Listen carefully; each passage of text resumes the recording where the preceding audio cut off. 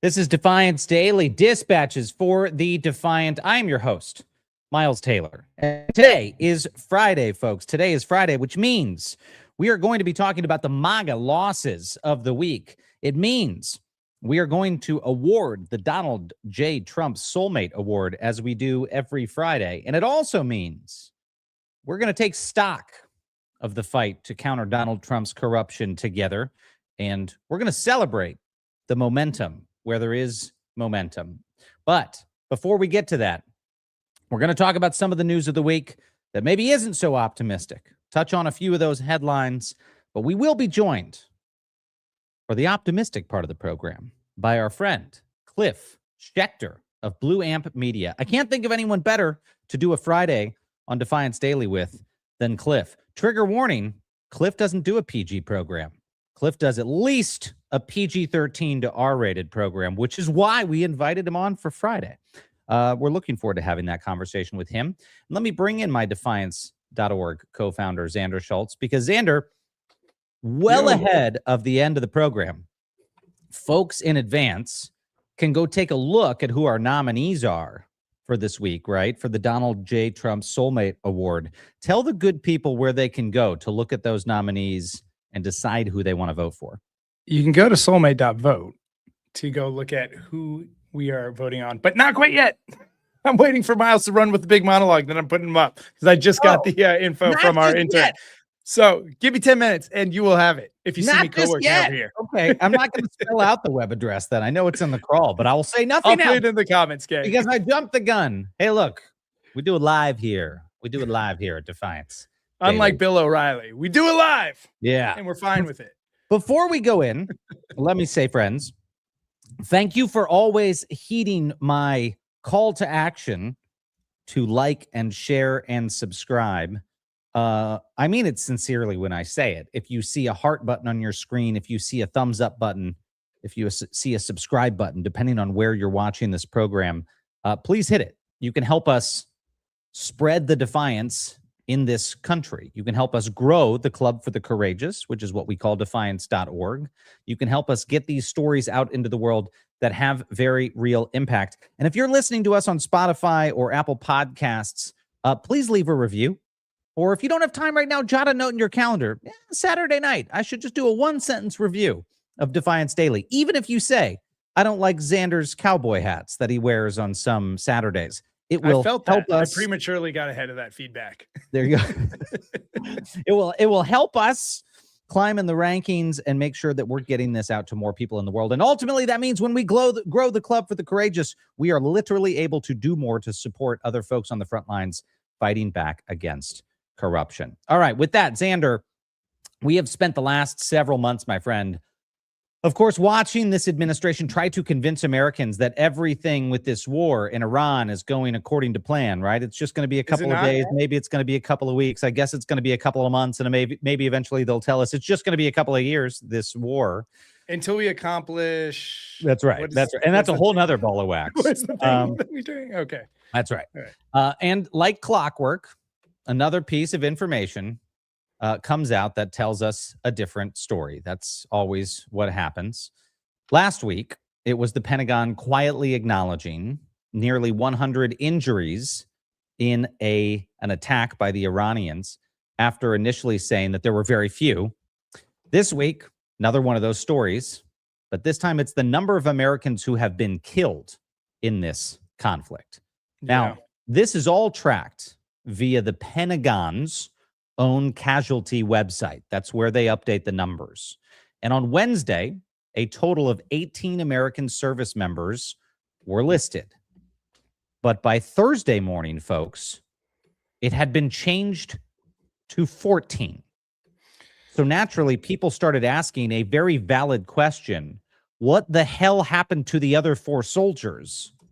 Why were they no longer counted in the casualty figures? Well, for the Trump administration, apparently it's a matter of semantics. According to reporting from the New York Times, military officials say those 4 service members who died over the weekend, who did die, were removed because the administration now considers their deaths to have happened after Trump's declared ceasefire. But the Pentagon publicly offered a completely different explanation, by the way, calling it a temporary website issue or a data anomaly. I got to say, Xander, got to call bullshit on that. You think? Gonna call bullshit Those on guys. that. Yeah. A data anomaly, it's so hard to track between the number 14 and 18. Somewhere the number got wrong. 4 people just died. The administration decided they don't want to count those numbers anymore. I have to say, put aside all the politics, how incredibly insulting for mourning families that the U.S. government honors their sacrifice in an ongoing war, and then within days of their loved ones dying, dishonors that sacrifice by rolling them off the tally, as if to say their deaths don't count. I've seen some sick shit from Donald Trump, but it is things like this that most disgust me. I mean, I first spoke out from within the first administration because he was stomping on the grave of one of my mentors, a war hero, John McCain. Here he is effectively doing that to 4 more war heroes because the president wants to keep the numbers low. I don't know. Xander, I could say a lot about this. I mean, one other thing I'll add, and then that I want to get your additional reaction to it, but I was re-listening to the book 1984 by George Orwell. A lot of people are rereading George Orwell right now. And, you know, part 1, chapter 1, section 1 of 1984, as it's describing a dystopian totalitarian state, is talking about a main character who works in a ministry of truth, whose literal job is to rewrite numbers from real numbers to fake numbers because they don't make the leader look good. You guys, this is what happened this past day. Your Pentagon is changing the number of people they say have been killed in the conflict because the commander-in-chief sits up at 3 a.m. and tweets about other wars, bragging he's gotten fewer Americans killed than have died in other wars, as if it's a competition. How many Americans you got dead? Well, Donald Trump, the most impressive, the least number of dead of the conflicts of dead Americans. That's how sick this man is. And how sick his administration is, that somewhere in that chain of command, Xander, there are people willingly working in that ministry of truth saying, yeah, I'll change the number. I got no problem with that. Yeah, that's just as big a problem. Miles, you and I have discussed a bunch of times different ways to make sure the bureaucratic arm of this also knows that they're going to be held to account. It's not just the madman at the top, but all of the folks that are, you know, quietly going along with all this. It's such a good point. Him fudging the numbers. I'm going to tell a little bit of a digressive story and then come back to it, I promise. 14 lifetimes ago, when I was in music production, I was working with the guy who wrote the song, The Real Slim Shady. And by the way, if you're friends with Xander, you get a story like this every other week, and they all check out. They all check out. They'd be like, no, I was on vacation, and like Ted Danson is like cooking the steaks on the grill. And you're like, you're friends with Ted Danson? He's like, don't worry about it. You're like, well, wait. It's not important to the story. It's not important to the story. Focused on it. Anyway, sorry, go ahead. All right, you're helping to cut the album Real Slim Shady. Not quite, but basically there was a guy I was working with at the time that we understood was cheating on his wife. And he said to me, don't work with anyone who's cheating on their spouse, because if they're cheating on that person, they're cheating everywhere. If they can sleep next to someone they're cheating on, they cheat on everything else. And as I say that to say, as you were talking about Trump fudging the numbers on the war casualties, it made me remember that video of him cheating at golf. And it's like, this is just this guy's character. And it's everywhere. And there's no shame. It's on the golf course in a game that doesn't matter, where he calls in and says he broke the course record, to comparing casualties and fudging those numbers. This is just that you see these traits on all individuals, you know, in our lives everywhere. And so there's that famous line, you know, when someone shows you who they are, believe them. They don't have to be doing the thing that condemns them in that moment. Know that those traits follow them throughout their lives everywhere. Oh, that's it's such a great comparison and a chilling one to his obsession with his golf score, because that's what all of this is to him. I mean, we can't we will not believe for a second that the Pentagon just got the numbers wrong. This is not a coincidence that within 24 hours of Trump going on the internet in the middle of the night, comparing how many troops he's got killed to how many troops other presidents got killed, that then the website changes, that then the literal website changes. Shut the fuck up, people. We know exactly what happened. And forgive my language, but I feel that strongly about this. We know what happened. The president of the United States is basically telling his lieutenants to wipe away war casualties so he doesn't look bad. That is sick. That's insulting. The families are still grieving, so they're probably not going to come out and defend themselves. But let me just say on their behalf, Mr. President, fuck you. All right, we're going to keep going on, Xander. Don't excuse your language. We got our buddy from Blue Ant Media coming on in a second, so it's going to be that type of show. I'm preparing folks for that energy, but you're inoculating them. That's how I feel. I could give you a much more reasoned and reasonable posture and dissect the president's defective character. I've spent years dissecting the president's defective character. I'm done with it. I'm done with it. We all know who this guy is. He's a sick bully. He's a broken man. And he and the people around him who are enabling this corruption, they are going to be held to account. Xander, while the Pentagon is trying to play down these deaths, just, back to the focus on the soldiers themselves, there are real humans here that we are talking about. And the New York Times did speak with the wife of one of the soldiers killed last week. That was Sergeant Michael Emmanuel Swinton. And according to his wife, Jemiah, the final weeks of his deployment were different. Michael had been deployed for the better part of the year in the Middle East, but the final weeks before his death, something changed. During their brief phone calls, often in hopes of him seeing his daughter, Jemiah recounts how the war was really starting to wear on him. She said that he wasn't sleeping. She said that he wasn't eating. She said he told her the drone attacks just kept coming and kept coming. In her words, there was no peace. And on their last call, he said something that I just wish these tally markers at the Pentagon could hear. He just quoted, quote, "wanted to come home so bad." Sergeant Swinton was killed by flying debris during the controlled detonation of an Iranian drone, and our thoughts are with his family. But Xander, despite this, Trump still managed to use that death, of course, as we talked about, to push his own agenda. It does get worse, if you can believe it. Before attending the dignified transfer, Trump told reporters that all 4 of the service members killed last week had told him, in his words, they felt very strongly that Iran could never be allowed to obtain a nuclear weapon. This claim, Xander, rightfully so, created a strong reaction from Gold Star families. Several members criticized the comments, arguing he was using fallen soldiers to justify the war. One widow called it, quote, a disgraceful political stunt. Another said Trump was putting words into the mouths of service members who were no longer alive to speak for themselves. Trump also appeared to keep his head up while others bowed their heads during the dignified transfer of their bodies at Dover Air Force Base. The images quickly spread online, with critics accusing him of showing disrespect during one of the military's most solemn traditions. I couldn't believe when I first saw this story that it could all get worse, Xander. But both the stupidity and the disrespectfulness of the president saying, "Oh yeah, these dead folks, they told me that they wanted to stop Iran from getting a nuclear weapon." Sorry, these lower-ranking members of the military. That's what I was trying to figure out. Conversation with them before they died? No, you didn't.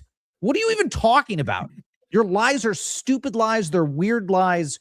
You're forcing these families to suffer even more because of this.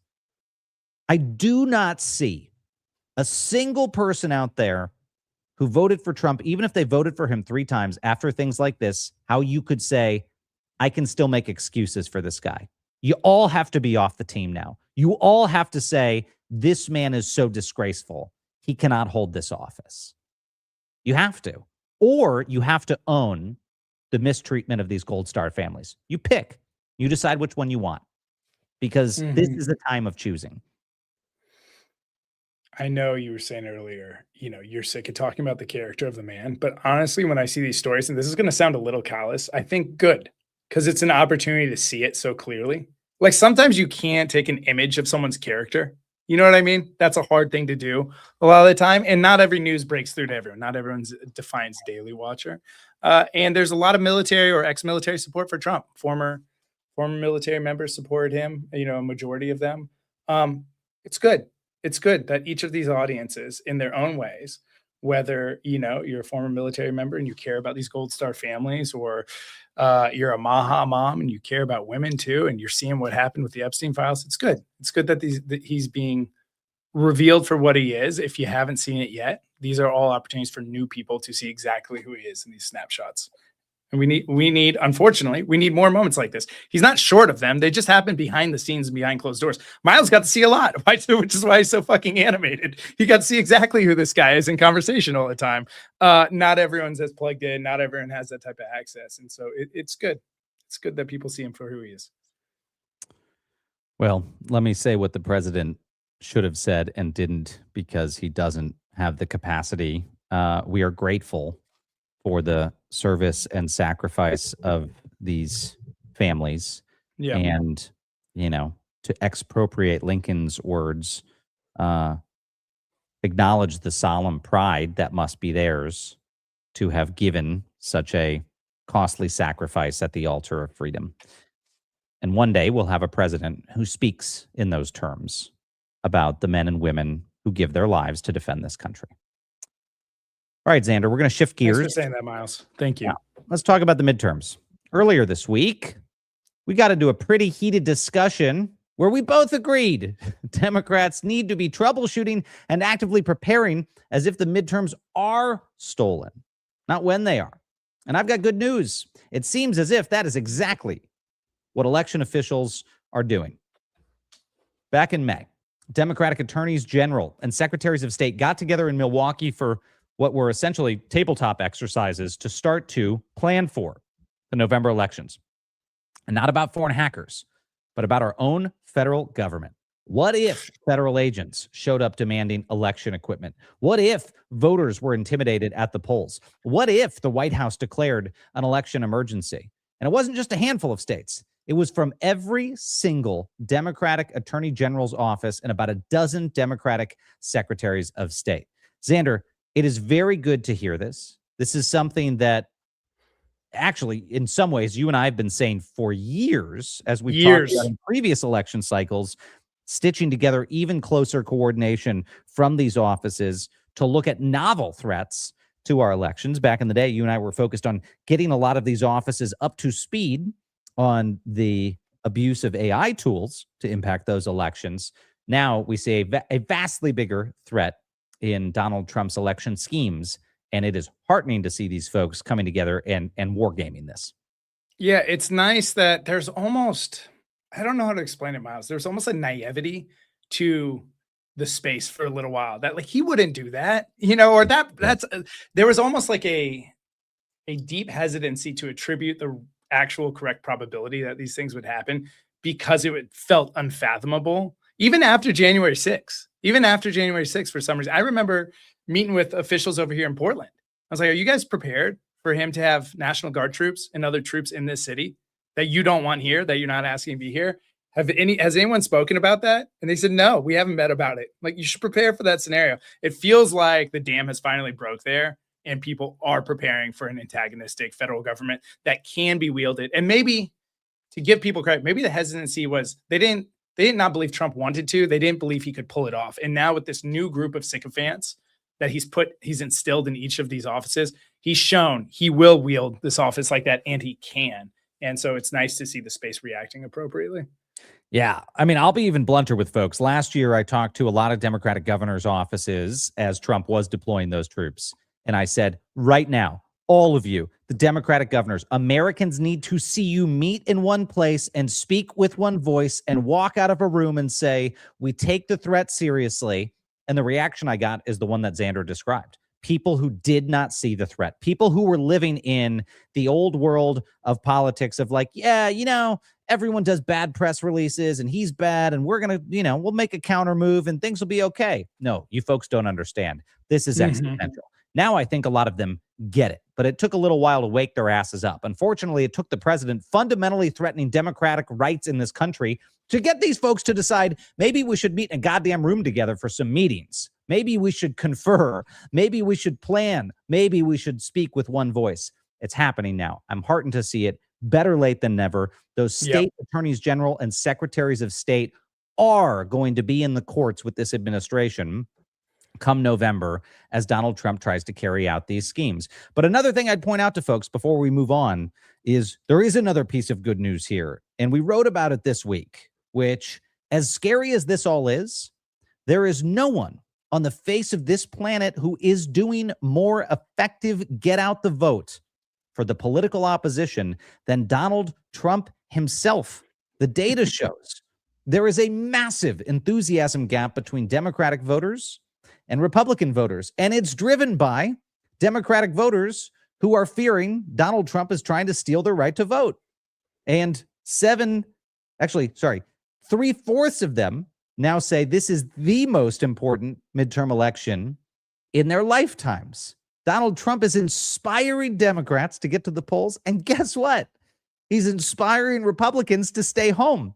Right. This is what happens when your stupid agenda is, I'm going to rig the elections so that you never have to vote again. Remember in 2024 when Donald Trump told his voters, this is the last time you'll have to vote. If you just vote for me, you'll never have to vote again. Well, they listened to you, Mr. President, because the data shows that Republicans don't feel very animated to vote in these midterm elections because you keep telling them you're going to put your big old finger on the scales. So not big old finger. I guess when I famously little finger, your bloated tiny sausage fingers. I mean, I don't typically get into the gutter descriptions like that, but just look at the pictures. This week in Alaska, by the way, Xander, more than 3,000 voters were suddenly moved off of the state's active voter rolls after they were flagged as possible non-citizens. The problem, well, state officials now say many appear to have been flagged because of outdated DMV records, and they were citizens. These are the type of things we're going to have to be vigilant about. These are the type of things that we're going to be paying attention to. Now, if it was a data error, I hope it's different than the data error at the Pentagon that we talked about. A lot of data errors these days. Earlier, but we're going to have to be very vigilant about that in other red states this cycle. And thankfully, we are working with a lot of organizations who are doing exactly that. In fact, before this call, Xander and I were on another call talking about the different groups who are mounting a massive response to protect our midterm elections and some of the partnerships we're going to announce in the next few weeks, including in August with those groups to do even more to protect our elections. So we move now, Xander, into the MAGA losses of the week. And we'll be joined at some point here by our friend, Cliff Schecter. I think he's going to pop into the green room. Cliff's a crazy guy. If you don't know him, well, you're going to know him after this segment. You'll know him when he gets here. If he shows up. Yeah. Cliff, can you hear us out there? Come here, Cliff. Get in here. Get in here. Xander, one thing that I want to say though is I was heartened by the catch up that you and I had before this episode tonight, just talking about the different levers we have at our disposal to play both defense and offense in the midterm elections to protect the vote. And when you and I talk about that, we're not talking about helping certain candidates win. Other people can do that, right? The Democratic Party and other groups are spending, hundreds of millions of dollars to go win key races. We are focused on actually protecting the right to vote itself, making sure every legal ballot is counted, and pushing back legally against this lawless administration to keep them from meddling in that vote. And fortunately, there's a whole array of efforts out there that are spinning up, some of which that we're going to spin up, and some of which we've already created and supported. So I, just as an American, felt encouraged after that conversation you and I had that there's a lot we can do, and I'm looking forward to announcing some of those things at our weekly mission briefs on Wednesdays. Yeah, we were talking about how the landscape is shifting. Like you and I have, said since the start of this year, there's two things you really got to worry about. Too big to rig. You got to get great turnout to go win this election, and then protecting the vote. Because we know as the odds turn against Trump, he's going to do more and more things to undermine the vote. Yeah. We've seen the too big to rig coalition, to your point earlier, come together in a really powerful way. That doesn't mean we, don't hit the gas on that, but it's come together in a really powerful way, thanks to our orange friend in some ways. And that has made his attacks. Orangemanbad.org. Orangemanbad.org. If you haven't been to orangemanbad.org. If you type it in, you'll recognize the website. Anyway, go ahead. And that has meant an increase in attacks on our voter system. And we've talked about there's now a number of efforts to protect our vote, which has been exciting to see. We've come up with some of them. We're supporting others. There's now a real need also to put the defenses in place for if and when this election, not if, this election will be disputed. Let's be honest. There's no version of a loss in this midterms where Donald Trump doesn't dispute it publicly. I agree. And anyone who's saying to the contrary is one of those people that I just mentioned from last year of like the Democratic establishment is like, I mean, we can't assume it's going to be like that. Are you out of your mind? We have to assume it's going to be like that. We have to prepare for a fight after the midterms, even if we're hoping that there isn't one. And by the way, Xander, I just want to say on that point, let people into some of the thinking in the pro-democracy community. Well, there are well-meaning people who will say, don't talk about that. Don't talk about that because we don't want to suppress the vote. No. First of all, it won't suppress the vote, okay? Donald Trump saying he's going to suppress the vote hasn't suppressed the vote. It's done the opposite. It's inspired Democrats in historic numbers to go out there. We also need to be adults and tell voters we fully expect the president of the United States to completely dispute the results of these elections, to fight like hell to upend them, and we're going to have to go to war in the courts, and we're probably going to have to mobilize in mass in the streets peacefully. We got to be prepared for that. We're going to make their Stop the Steal rallies that were based on lies look like pizza parties with our peaceful protests of vastly greater numbers across America, if that's what this man tries to do. And again, I think he probably will try to do it, Xander. And I think we will win in the courts. And I think a Democratic Congress will be seated if they win the House and the Senate. But there's going to be a fight first. And people have got to be ready. And they also have to be reminded to carry out that fight lawfully, peacefully, and defiantly to create a contrast with the way these people responded to Donald Trump's big lie about elections. So we're going to be talking a lot more about that in the weeks ahead, is how we can start putting contingency plans in place for Donald Trump stealing or attempting to steal an election. Yep. And with that, I think like at the very least, we're going to have to combat a narrative that it was stolen. And then to your point, Miles, there may be organizing, flash organizing, in that moment organizing that we need to be prepared to do. And let me know in the comments. In our internal docs, I have in our categories, I got too big to rig, I got protect the vote, and the third category is called stop the real steal, which I don't love. And so if you have a better nickname for that category, let me know in the comments. Let's wait a beat on that. But it's not beneath me to take Donald Trump's own stupid slogans from him and expropriate them. I've done that before. Yeah. That's where I stole too big to rig. I stole too big to rig from Donald Trump. And we're going to turn it against him. But we have with us a special guest today to talk through the MAGA losses of the week, what you all have been waiting for. His name is Biff Tannen. His name is Cliff Schecter, and he is here with us now. I'm so pleased to know that you know my name. It makes me feel great. Now, look, Biff Tannen and I did have a lot in common, especially in Back to the Future 2. I put on a big gut like he did. I had that great hot tub with all the ladies in it with the fake. No, I didn't do that. We're for sure going to call you Biff Tannen from now on. We just have to. In high school, had a friend that called me Biff. I had friends that called me much worse. If you think of things that rhyme with Schecter or sound like it, you can come. No, I bet they called you Spliff Schecter, but that's a separate conversation on a separate show. We'll ask you about that. But so I have to offer this quickly. Yeah. How about the, no no art of the deal steal. I don't know. Just thinking A out lot loud. of No words. art of the deal Or steal. the art of no deal steal. Nah, I'll think about it it. still needs some work. We got It's some like crap to play Art with of the here, steal. is Just what I'm art of the saying. steal. Art of the Right. steal. The Shit, art of someone's the gonna steal. write that Stop book the on voting Mike. grift. I got Tammy says stop the voting grift. Clear's giving me got some one. I support think for it's stop the perfect. real steal. Star says stop the fake steal. We've got some ideas in the chat. I think I've got one that works here, which is stop that crazy motherfucker. How about that? Does that work? Yes, that Oh, is the one. Was I allowed Listen, to say folks, that, by the way?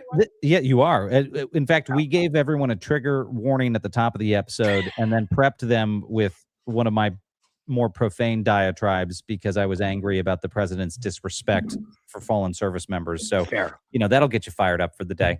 Yeah. But I want to go into the MAGA losses of the week with you, Cliff, and I want to start, you probably saw in Georgia, where Trump held a rally, hoping people would leave talking about this speech that he made. But instead, Cliff, what did they do? They left talking about the guy that was sitting behind him.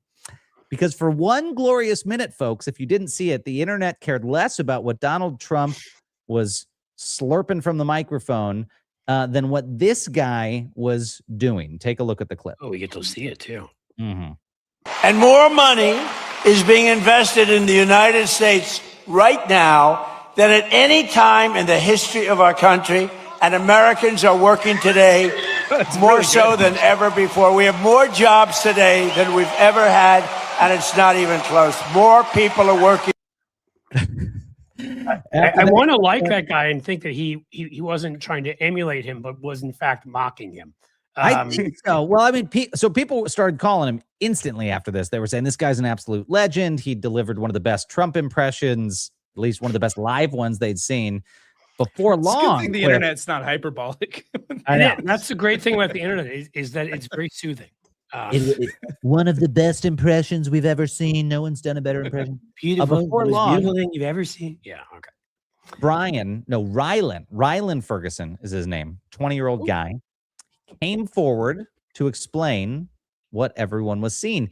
You guys, he insisted he wasn't mocking Trump at all. He said he was absolutely pumped to be sitting behind the president and was simply following along with his gestures. But I will let everybody watching decide whether they buy that. I don't know. What do you two think? Was he mocking him or was he just scared once he got called out? When you're doing activism in the South, you got to be careful. You got to give yourself some cover.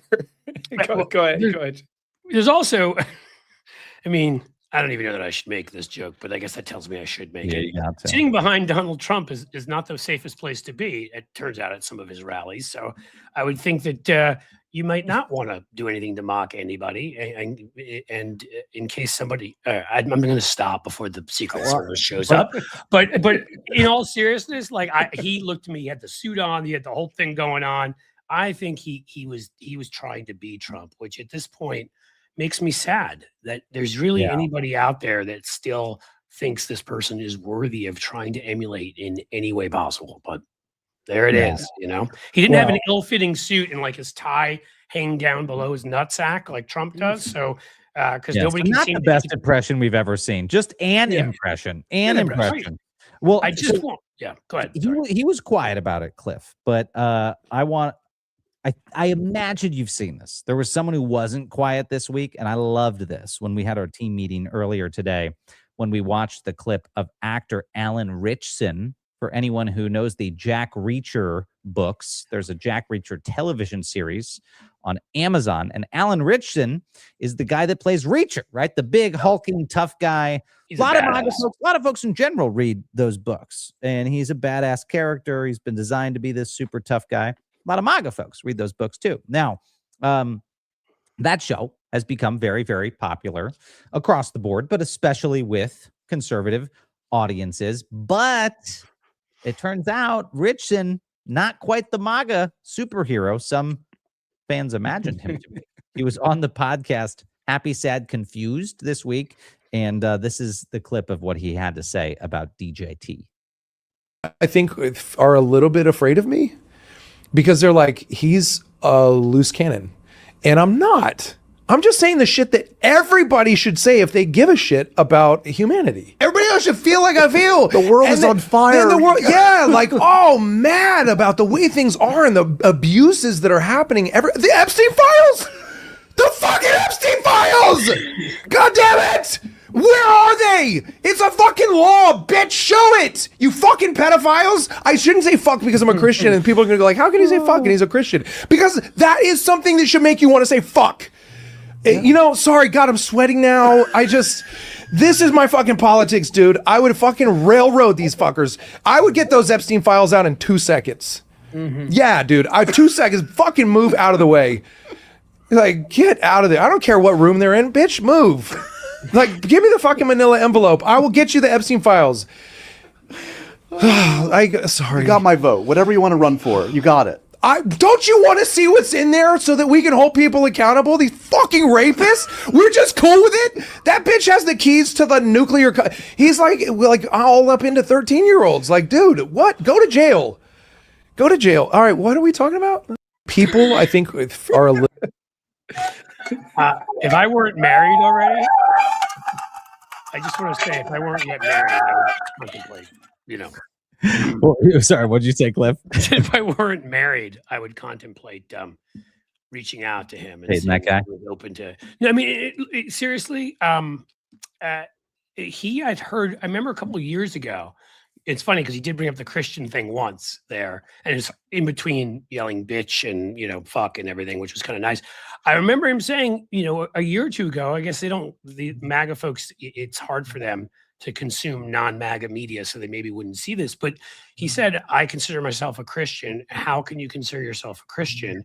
And look at, sort of what Tallarico is saying. A friend who you guys probably know, John Fugel, says a lot. Like, how can you consider yourself a Christian?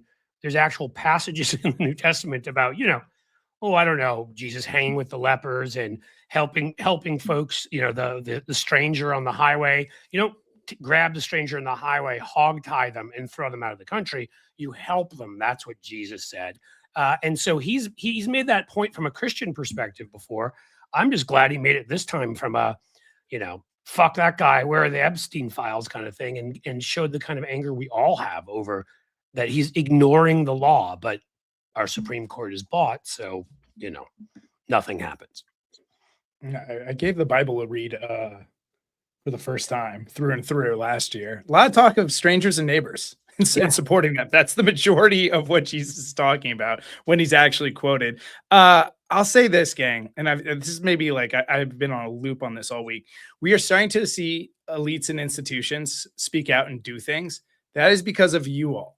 That is because of you all. Elites and institutions react to markets and like public support and where things are. And so we shouldn't forget that as we have organized those institutions and celebrities and all these people, which were kind of AWOL in 2025, back into being part of the coalition that's fighting back. Just remember, they are reacting to us. We have the power, and when we demand things or we show favoritism for things, they will react. I'm not speaking specifically over Mr. Richardson's character, but we're just seeing more celebrities, more institutions, more of that. That's happening because we have shown it is unpopular to stand with this guy and popular to stand with democracy. Hell yeah. Hell yeah. And look, there's guys, there's even more people kind of finding their spine this week. Even within the GOP. One of the others that I wanted to point out was you may have seen that Caroline Leavitt over at the White House laid in on Senate Majority Leader, Republican John Thune again over the stalled Save America Act that Donald Trump keeps demanding be pushed through the Senate. Yesterday, Leavitt told reporters Trump's patience was running out and the Senate needs to do its job. Well, Thune shot back with this. Quote, maybe she or somebody else ought to get on the phone and get the votes, right? I just love I just love he throws it right back. Then you do it, Caroline, if it's so freaking easy to get this stupid bill passed. I mean, it'd be easy to marry 72-year-old real estate investors, but this is a little bit more difficult than that. I didn't know that was real. Oh yeah. I'm actually not. That's not far off from how old he is. It's pretty close. That's pretty close. I think he's he's collecting Social Security at this point. I'm telling you that at the very least. There you go. I think what Xander said there is actually crucial. And I say this a lot on my show and when talk to various folks, when it comes to courage, it really is contagious. And people see other people stand up and have that courage. And then they say to themselves, maybe I wasn't going to say that, but I'll say that. Yeah. And you see this all the time within various cultures in society. I mean, it's not always political cultures, it's other cultures too, but obviously right now, this is what matters because this is about stopping fascism. And I just think a lot of people at various institutions, as you're saying, and members of his own party, obviously, these are people that were deathly scared of him at points. And a lot of them still are. I'm not claiming they're all coming out, but you're seeing just a bit more of it. Right. And that's, that in and of itself is a good thing. So, because that will lead to more people. And I just think it'll keep going.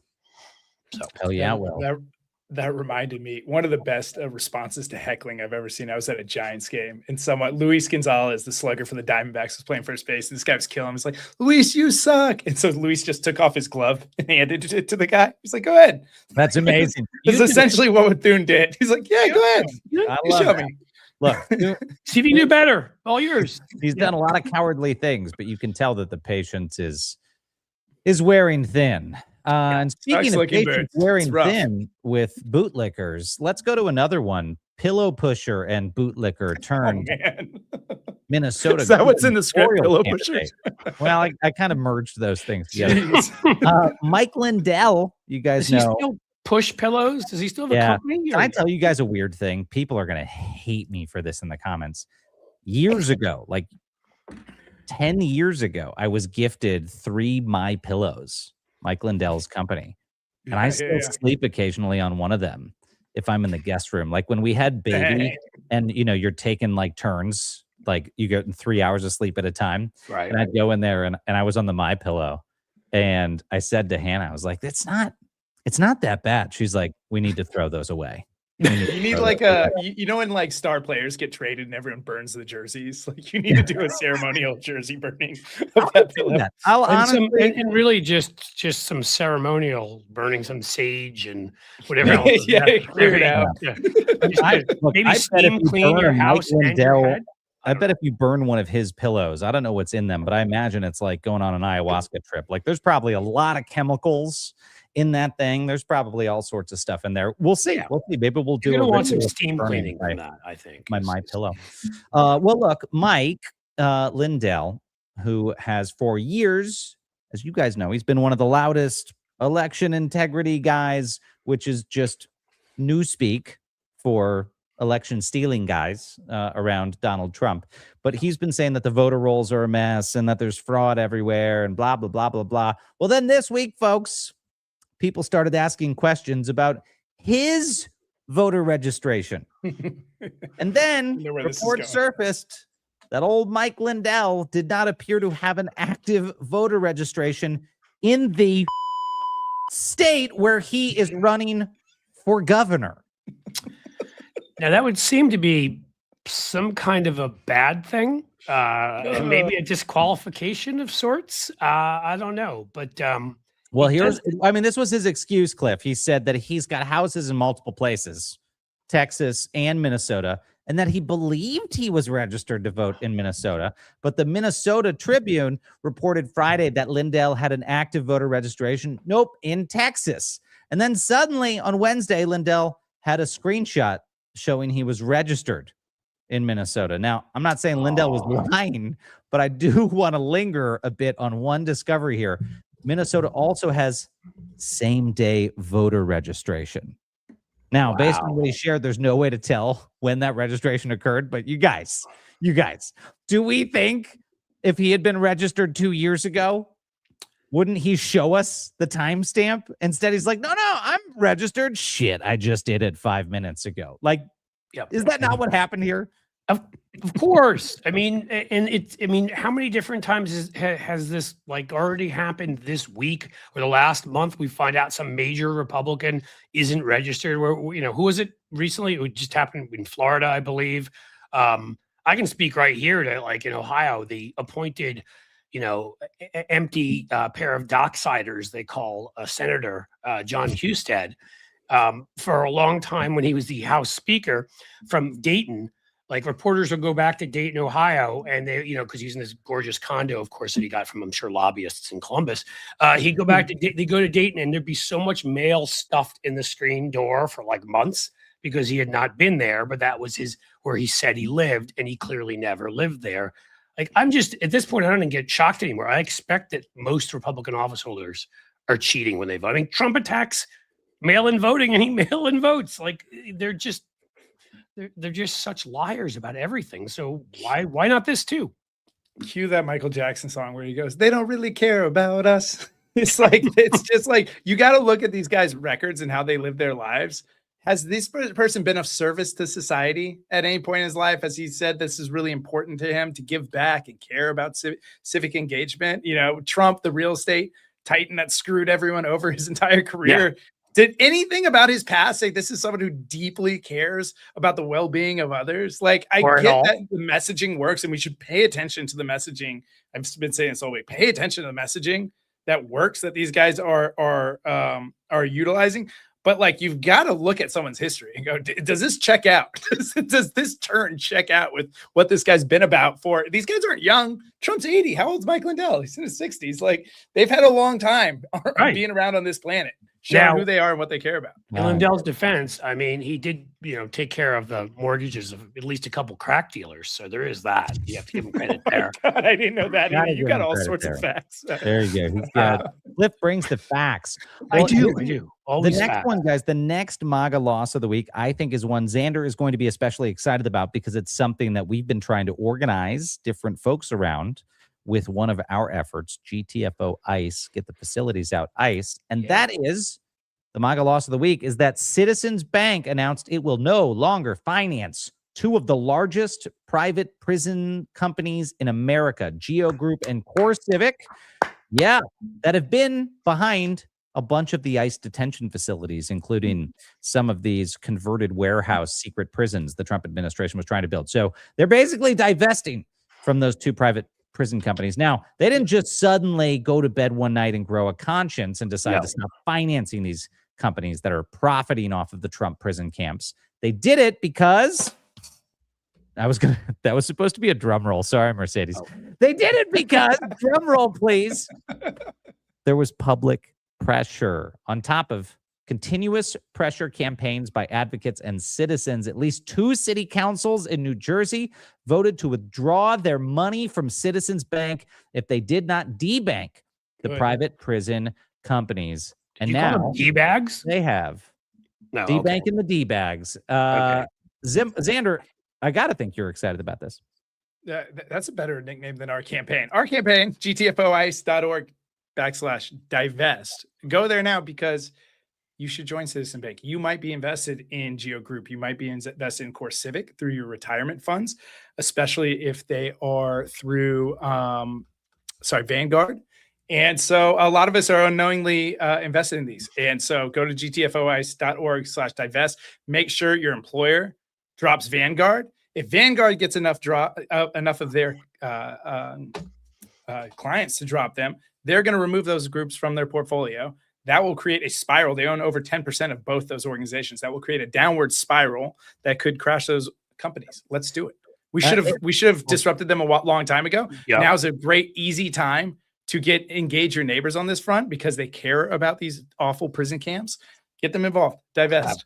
I'm saying crap just because I think we may have some education funds for our kids with Vanguard. So I'm going to have to go check that out. Oh, it's so many people. Vanguard's huge. Right. I mean, again, I've done my, we all do our best. Like, the minute I learned what pieces of crap Uber were, I switched to Lyft, right? Like, I mean, every way that I can, I do. It's just, I didn't even know that because I can't keep track of everything. So look at already everyone watching, these guys who are letting me know. And now I'm going to go. And if I do have these funds in Vanguard, as I worry and suspect, they will no longer be in Vanguard. And so that, these are incredibly important things. And that's why what you were saying about and what you guys do in this public pressure, again, it's not just courage, it's contagious.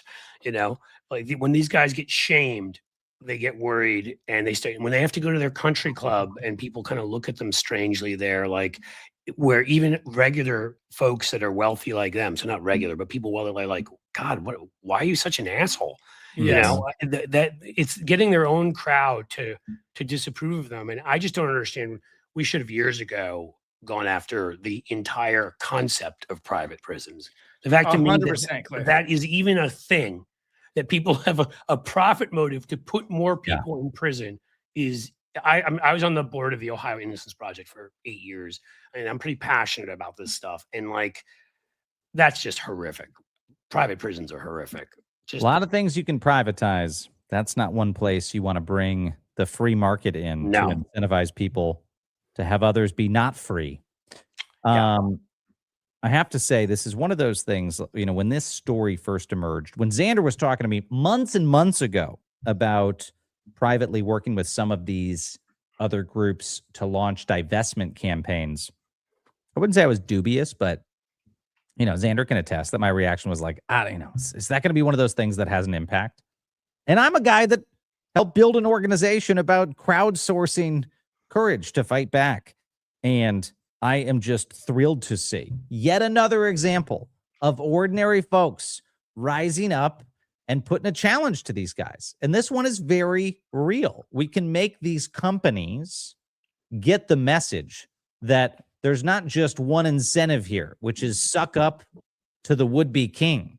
There are your shareholders. There are your bankers. There are your customers. There are your investors. And it's happening later than a lot of people would like, but they are starting to send a message. And I was just messaging with an Axios reporter like 2 hours ago about how this is going to start happening with some of the venture-backed defense companies that have been sucking up to the Trump Pentagon and donating lavishly to MAGA candidates and acting like these mega MAGA tech bros. That may be fine for them right now. But if you're an investor in one of those companies, you're saying, wait, hold on a second. You're saying that I should bet on you because your success is contingent on all these government contracts you're winning. Yep. What happens in 2 years when a new administration comes in and says, you clearly improperly influenced the White House to go win contracts? You're done. You're cut off. And those companies are going to suffer. So investors need to be putting pressure on those companies. Stop sucking up to the Trump administration. First of all, it's bad business. Second, it's unethical. And it's going to come back to bite you in the ass. And we're going to mark my words, mark date and time on this conversation, because we're going to come back in a couple of years and you're going to see the Palantirs of the world and all of their underlings come crawling back into Washington, basically begging for mercy from Democrats and saying, well, we didn't really mean to enable Donald Trump's agenda. We only did the lawful stuff. No, you guys sucked up. You showed a willingness to do almost anything that he wanted to do. You promised him the moon, and it's going to have consequences for them. So we're seeing more and more of that happen, and it's the people power. And so if you're listening right now and you think this stuff's not possible, well, people are making it possible. Can I throw in one thing? Oh, go ahead, Xander. Were you gonna say something? I just to kind of foot stomp how disgusting this is. Bianca Tylik, who runs Worth Rises, who's behind the divestment campaign, was saying she was listening to a Geo Group earnings call. I think it was Geo Group, not Core Civic. And the CEO, this is before they started incarcerating him, and said, this is the moment Geo Group was built for. This is the moment Geo Group was made for.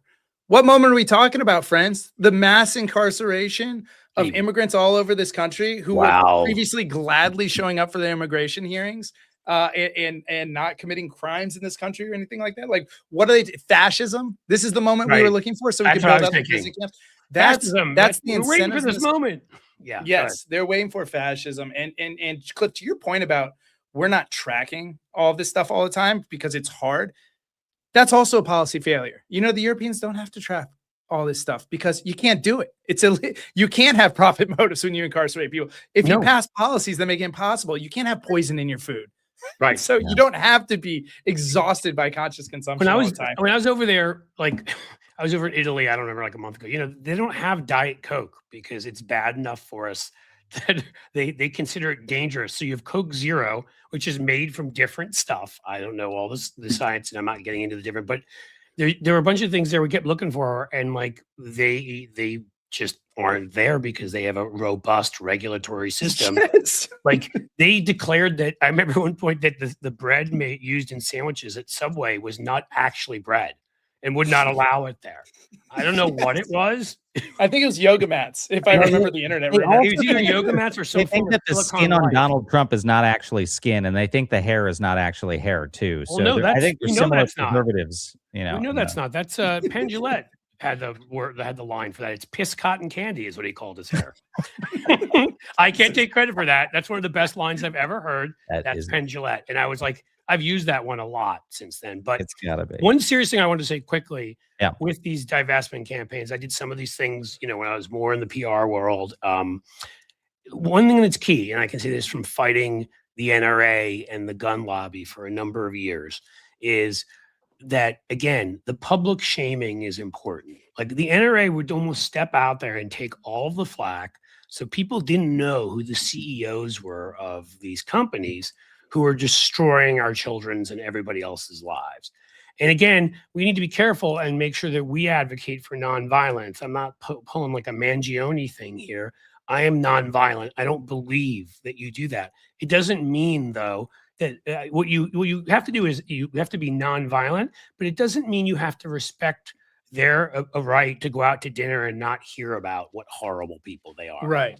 And I felt from the beginning that these CEOs, like these defense contractors you're talking about, you know, we should know their names. We should know their faces. These are people that should be infamous, and they should have to live their lives concerned that people will scream at them and call them murderers when they go places, and just shun them in society. That's how I mean, again, once we start doing that with some of the guys, Scarlet letter. yeah, That's exactly what you're Well, saying. here's what we're gonna do next, you guys. We're Let's do gonna name and shame some of them, baby, because it's time for the last segment of our Friday episode, which is we award the Donald J. Trump Soulmate Award, SOLE, soulmate, as in shoes, because Donald Trump gives out his favorite shoes to his cabinet members that wear them around dutifully, even if they don't fit, because that's how weird that's Donald you, Trump Marco. Washington is. That's real. That's Marco Rubio, photographed with floppy shoes on Capitol Hill, because you can't offend the dear leader. So we award a pair of those shoes every week to someone who deserves them, who may or may not have already received them from Donald Trump. But if they already have some, they deserve a second pair. So I'm going to take us quickly, guys, into our 3 nominees this week. And I want Nominees are up on the website, by the following way. along at home to finally go to the website, SOLEMATE.vote, soulmate.vote, if you want to read the nominees and vote for the nominees. The first one is someone who has made the list before, and he made the list again today because Mr. Sean Duffy, who's Donald Trump's transportation secretary, this week pushed for an $8 billion renovation to New York City's Penn Station, saying that a new name for the station was needed and was an administration priority. That new name, What could that be? yeah, Think of the what name. Duffy hoping for? Yes, Yeah, no. Donald Trump, and having his name on Penn Station, Trump I Station. grew up there. Now- Tell me where I have to go to fight that crap right now. No, Oh, well, it's going to get good. Well, I think we'll do a whole activation on that front. Now, I will say though, Cliff, that he stopped just short of confirming that they want that to be the official name change, but of course was quoted behind the scenes pushing for the Trump rename, saying it had a nice ring to it. Blah, right? So no, he makes the list, obviously. he does. Sean Duffy, welcome once again as a soulmate nominee for pushing for a multi-billion-dollar renovation and rename of a major train station with Donald Trump's name on it. That's not going to last 5 minutes, folks. That thing, if they do it, gets reversed. That's one nominee. All right.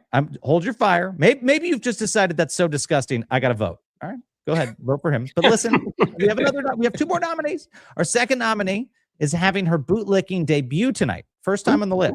That's Republican Wyoming Senator Congratulations. Cynthia Loomis. Yeah, Hey, good for you. why is she on the list? Well, guys, she She's went from on Fox Wyoming? News earlier this week, potentially, to promote the Senate's newly released Clarity Act, a cryptocurrency regulation bill that critics say would legitimize the industry while doing little to stop Trump and his family's crypto profits. But Cynthia is not worried about any of that. Instead, She uses the bill to somehow spin Trump in a positive light. Let's take a look at that. And trying to work against something there's no proof of. It's just a concern. We're also dealing, of course, with the president's willingness to subject himself and Melania Trump to the most restrictive ethics language that a president has ever subjected himself to. But of course, there's no pleasing Democrats at this point. Yeah, restrictive ethics. Something Donald Trump embraces. Please, That's Donald Trump has And spent they his told whole you- career fighting restrictive ethics. What's the line? They told you not to believe what you saw with your eyes and you heard with your ears or whatever from 1984. I mean, 1984 is coming up a lot Yeah, today. well, it can't not It's because like appropriately. it has to. I mean, she's sitting there looking you in the face. Like this is you brought up like the you started off with Biff Tannen. Like that's the level of gauche corruption we're talking about. We're talking leisure suit wearing corruption here. Okay, we're talking gross. No, I mean seriously. Like every time I see a picture of him in the Oval Office, there's more gold there. It's like gold reproduces there or something. And every time, I mean, the Qatari jet, and I don't even want to go into it because people know the deal. Like, didn't his son, Don Jr., noted investment genius, much like Jared Kushner, I think his fund just made 200%. I mean, yeah, if you tell me every policy decision you're making and let me bet right then, I bet I could do better. The fact that he only made 200% shows what an utter moron he is. I mean, they're so corrupt. But Cliff, Yes. Cynthia is confident that the president is going to submit himself to the most restrictive ethics regime ever. Confident. And the good news is, if this law passes, Trump's own DOJ gets to enforce it. The same DOJ that they gutted the public corruption section from. So I'm sure Guys, you still haven't handed over the Epstein files as our earlier friend Jack Reacher. DOJ, they're going to hold him accountable. Okay, so Cynthia's on the list. Last person on the list today before you make your vote is someone who is no stranger to this list, someone who inspired this list, someone who Cliff just mentioned. That's our friend, always the bridesmaid, never the bride. Marco Rubio is on the list again this week. Why?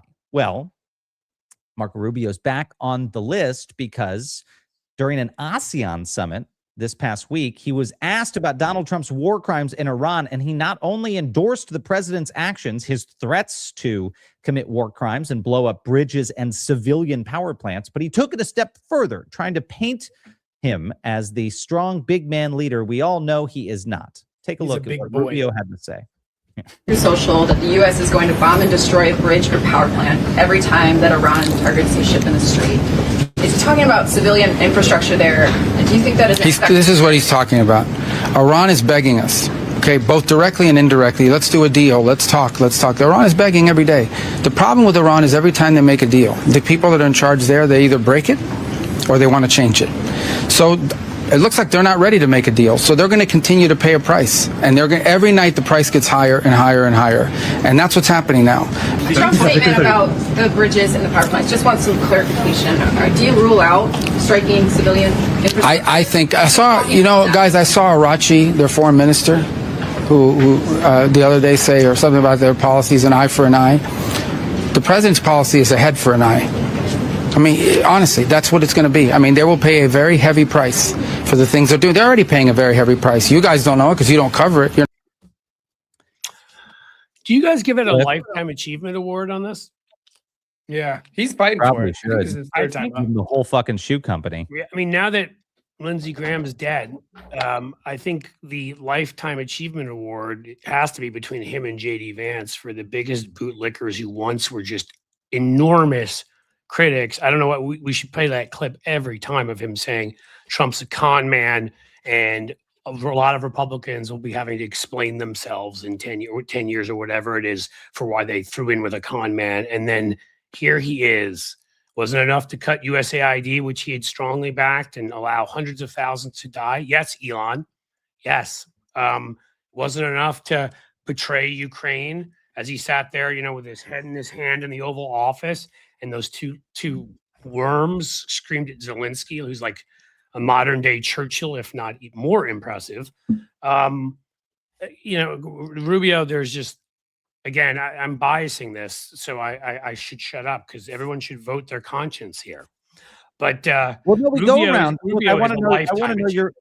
I want to know your vote, Cliff and Xander. We do that. We offer up who we're going to vote for this week, and I'll buy each a second in case you want to change your vote. But I'm with you, Cliff. My vote this week is for Marco Rubio. He spent a career. I worked with his office on human rights stuff and legislation. Spent a career mocking foreign dictators, preaching American exceptionalism and devotion to human rights, oftentimes working his colleagues on the Republican side of the aisle hard to come around to the right side on those issues. And for all of that, he has sacrificed himself to Donald Trump as his dictator bitch. That is what Marco Rubio has done. That will be his career, and his legacy is he will be known forever as the dictator's bitch. I'm sorry. I'll say in 2 seconds and kick it to Xander for his vote. I think, someone wrote a piece about this, and I can't think who it was. I feel like it was a former conservative, but was saying, Lindsey Graham maybe thought he would have the chance to rectify it once Trump was gone, right? To come back to being a semblance of what he once was during the McCain days, when he would try to find agreement on numerous issues and whatever, and he never got that chance.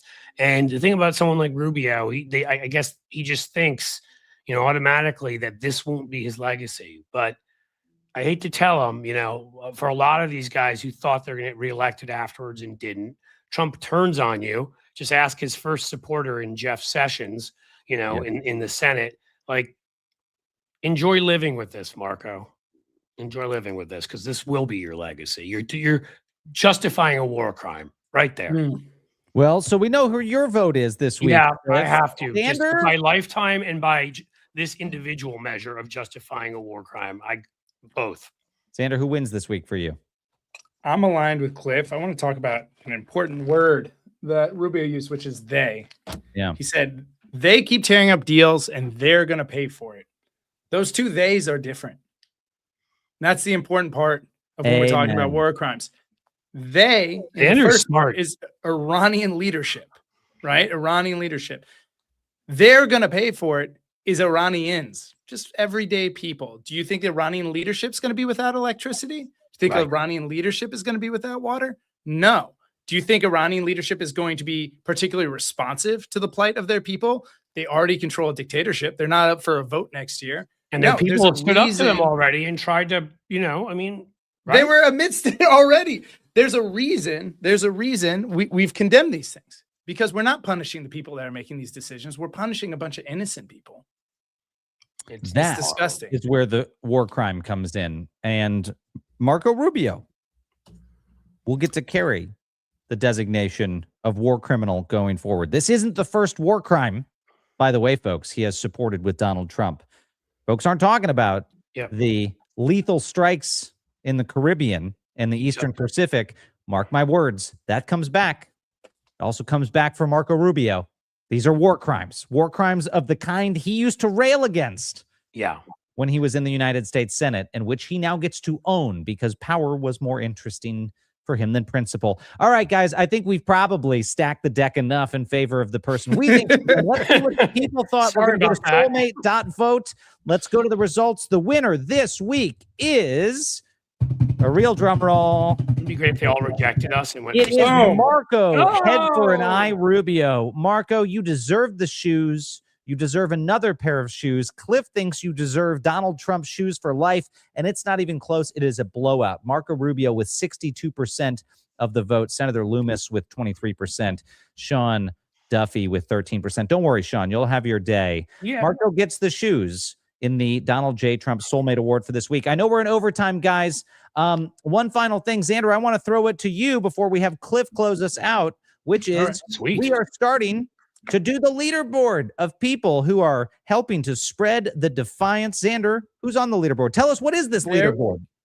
Gang, we are starting to identify, all of us as part of the Defiance, starting to identify not just as voters, not just as engaged, informed citizens, but as organizers into the movement to stop Trump. And so what we're doing is rewarding people who use the referral code and bring people into this effort right here so that we can then organize them week after week to take action to defeat fascism. So Scout, that's when you refer one person, which sounds like a little, but I think this is actually the hardest achievement to make because it is that transition from engaged voter to organizer. You know, it's uncomfortable. I've been doing this work for a long time. I am uncomfortable at times texting my friends, especially the people that I know aren't that engaged, with why this matters, especially those that aren't engaged. And I know it is challenging, but it gets easier over time. So I want to give a shout out to Carol A. If you just have a gummy first, it makes it easier. So just Yeah. Woo, woo, woo. All right. Yeah. Carol A and Cammy C, you guys get the Scout designation. You did it this week. The person who Xander gets promoted to Trailblazer. We've got several. Kimmy wins on there. We've got to give Kimmy Win a hat tip. Kimmy's out there kicking ass. Kimmy, you deserve that Trailblazer badge. You are helping to spread the defiance.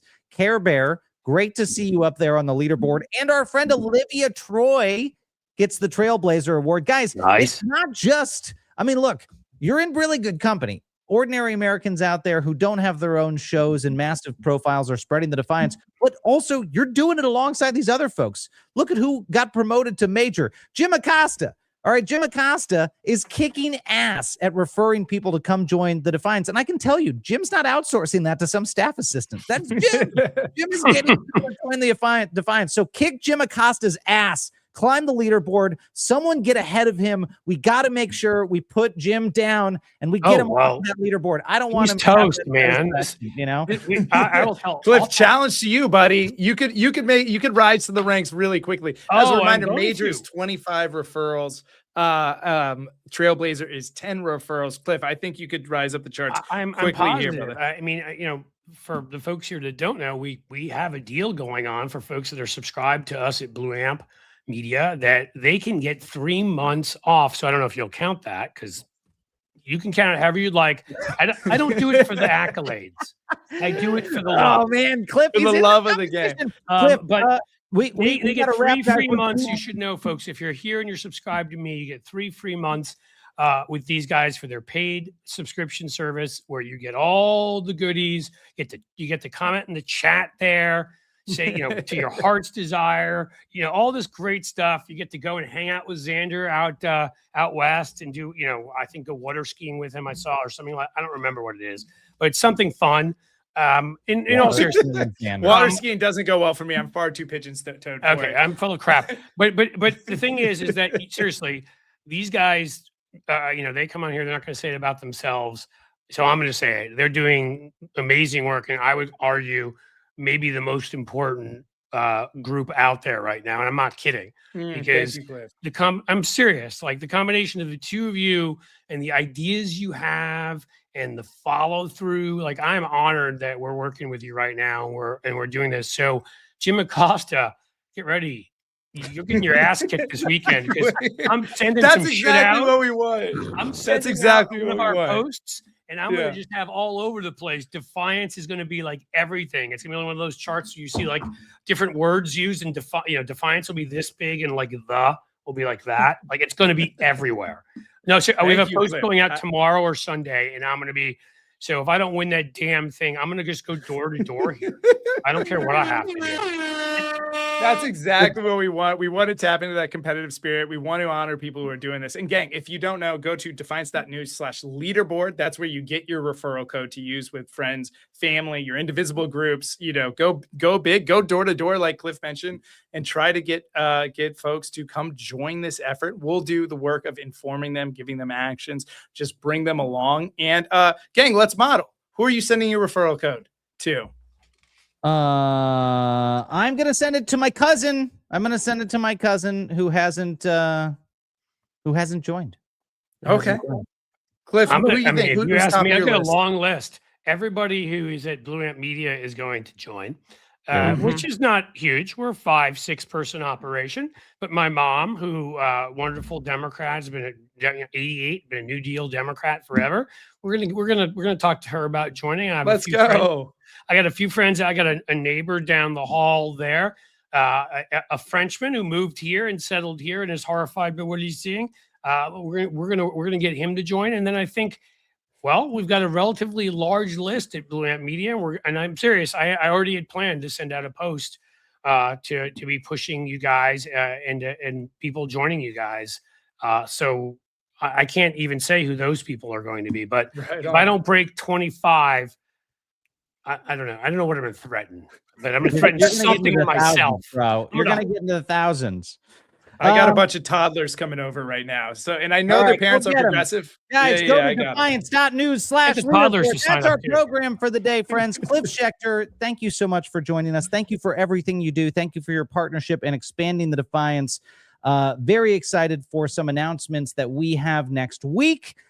Cliff, I'm going to text you on the side. I hope you are there. Folks on your team already know, but I got to escalate something to your attention that you're going to love. I would love you to. You all, folks, on Monday. In the meantime, as we always say, stay loud, stay brave, and stay together. Thanks, everyone.